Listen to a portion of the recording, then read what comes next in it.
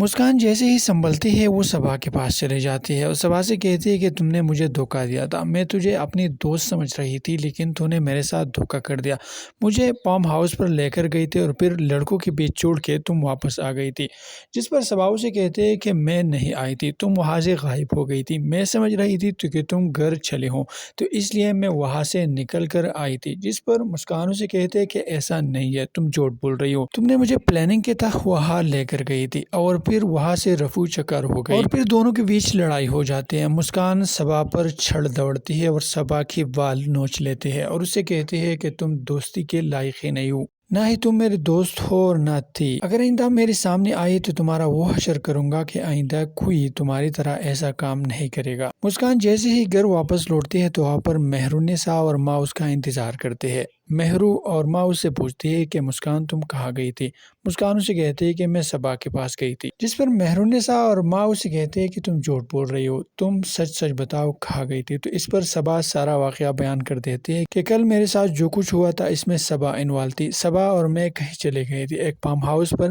اور صبا مجھے وہاں چھوڑ کے واپس آئی تھی، تو اس لیے میں وہاں گئی تھی صبا سے یہ پوچھنے کے لیے کہ تم نے ایسا کیوں کیا ہے۔ جب ماں یہ سب سنتی ہے تو وہ نڈال ہو جاتی ہے اور سوچنے لگتی ہے کہ میری بیٹی کی عزت پر کس نے ہاتھ ڈالا ہے۔ مہرالنساء بڑی تیز ہے، اس کی سارا شک جو ہے وہ زین شاہ پر چلا جاتا ہے اور ماں سے کہتی ہے کہ مجھے زین شاہ پر شک ہے، زین شاہ جو ہے وہ اچھا انسان نہیں ہے۔ جس پر مسکان اسے کہتی ہے اگر وہ نہ آتا تو مجھے آپ لوگ اپنے درمیان نہ پاتے۔ جس پر مہرالنساء سے کہتے ہیں کہ آپ لوگ میری بات پر یقین نہیں کرتی، لیکن جب سچ آپ کو پتہ چل جائے گا تو پھر بہت دیر ہو چکی ہوگی۔ مہرالنساء مسکان سے کہتے ہیں کہ آئندہ کے لیے میں تجھے زین کے ساتھ نہ دیکھوں، اگر میں نے تمہیں اور اس کے ساتھ دیکھ لیا تو پھر میں اسے کچھ نہیں کہہ سکتی، لیکن تمہارا وہ حشر کروں گی کہ آئندہ کے لیے کوئی بھی لڑکی ایسا نہیں سوچے گی۔